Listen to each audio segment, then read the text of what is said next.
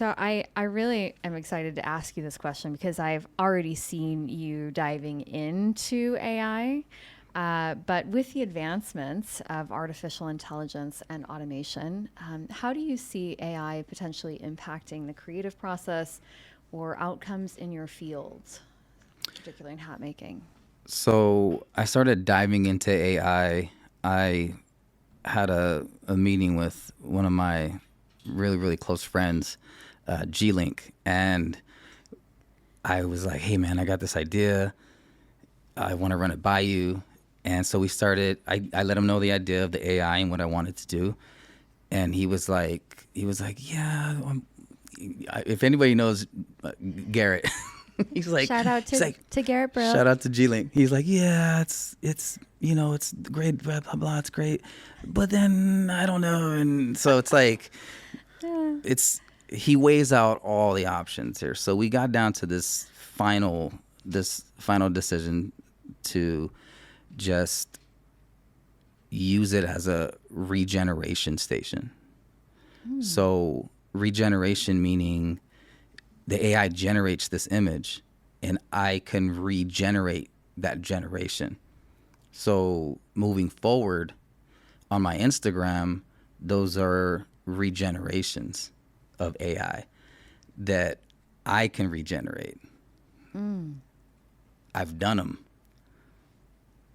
So it takes the creativity to a whole nother level. Yeah. And incorporating and co-creating with AI is the future. Yeah. Yeah, absolutely. Have you used AI on any of these concepts? No, not I. You know what? I think this would probably be the closest so far because it's the newest. This hat would probably be the closest. Cool. Wow. Can I see the underside of that? Yeah. That's really Hold cool. on. Is it okay? Yes. Look at that. Yeah. It's beautiful. I love the paisleys. That's beautiful. Thank you. So it has it's called a grow grain ribbon on the outside. A what? Peter Sham grow grain ribbon. Wow. Ribbon. Grow grain ribbon. Say that Grow 10 grain, times yes. fast. That sounds like a fucking strain. Grow grain. Right? It is. It's a sativa. Is it really? No. Oh, there we go. Yes, it will be. Generated by AI. So, Sam, I see this, the branding on your hat. Is this a logo that you designed yourself? This new one, yes. But this new one that you see right here, this I literally just made this yesterday.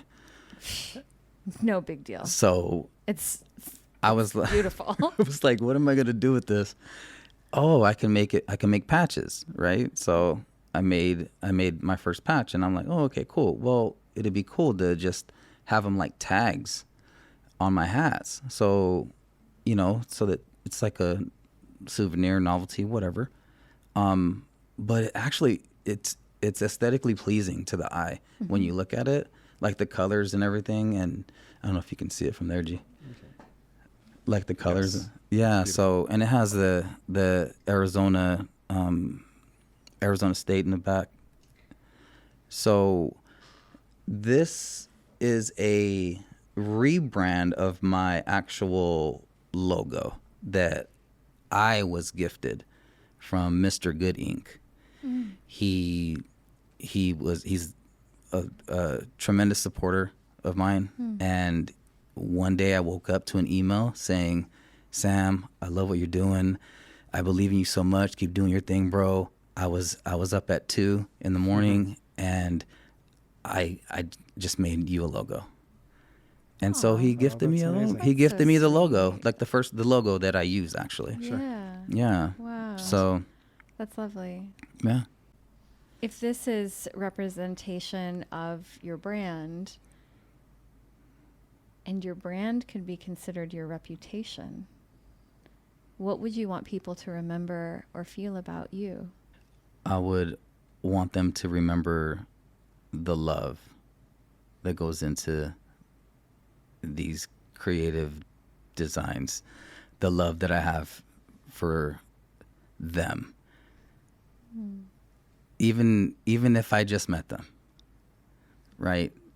Creating something out of love for somebody it brings pure joy It does. to both ends. So that's just something to remember. Even like when you're when you're walking down the street and you see an artist painting or whatever, he's painting his love on that painting. You go down Roosevelt Road, it's all love. And they want to be known for that love, not just the dope ass colors they put on it, or oh, they used X amount of material on it. They're showing you their heart. So when you have one of these sombreros, it's the love from a creative. That's a lovely sentiment. Yes. And I will forever wear my sombrero knowing that I have a Sam hug on my head. Oh, Yes. A hug from my buddy Sam. I love that. awesome. Continuing on some of our questions. And what kind of questions are we asking, Gordon? We are asking questions that fall within the plant, body, and soul categories. Okay. All right. You mentioned plant medicine. We talked a little bit about strains and sativa and finding sativas using weed maps. Weed map. What's your favorite quintessential cannabis term? Damn, Whether there's you- terms what- now? No, whatever you call it. I mean, people call it all kinds of things. It's back in the day, jazz musicians called it muggles. Muggles? Really? Yes. I've never heard Exactly. this. The more you know. No. What? So What good. are the more common ones nowadays? What is it? Herb. Herb? Yeah. Cannabis I adopted when it was medicinal in Arizona. Okay. So I just been using it Cannabis. as cannabis. Yeah.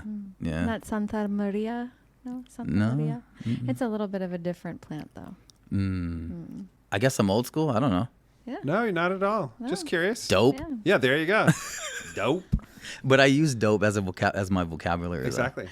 So Have you had any impactful realizations under the influence of either cannabis or even psychedelics? I know you definitely are fond of the mushrooms. yes, I'm definitely what do they call it? Psychonaut? Is that what they Yes. call it nowadays? Yeah. You're among friends.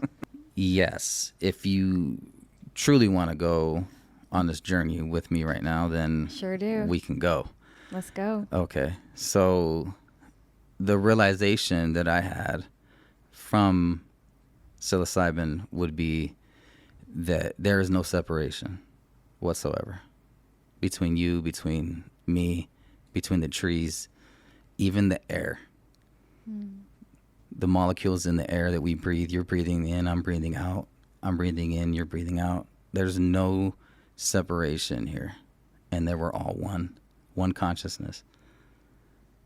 And our mission here, mine in particular, is to love unconditionally. I feel that from you. Yeah, so I can actually just sit here and just look into your eyes and just tell you I love you because I love you. And you're me and I love me. I love you because I love me. Right? Yep. Yeah. I don't hate because I don't hate myself. I love myself. And everybody is me and we're all one and we're all connected. So once a collective grasps this concept, the world will start to shift and change into a different dimension, a different reality. There may be a reason why psychedelics have been kept so illegal and inaccessible for so many people, because that would really change consciousness in a big way. I mean, there's a lot of people that should not partake in these types of substances due to mental health issues. Absolutely. However, in a generalized way, I do feel that, denying people access to these types of substances that can alter our state of consciousness, our perception of how things really are, that interconnectedness is very much by design. Absolutely.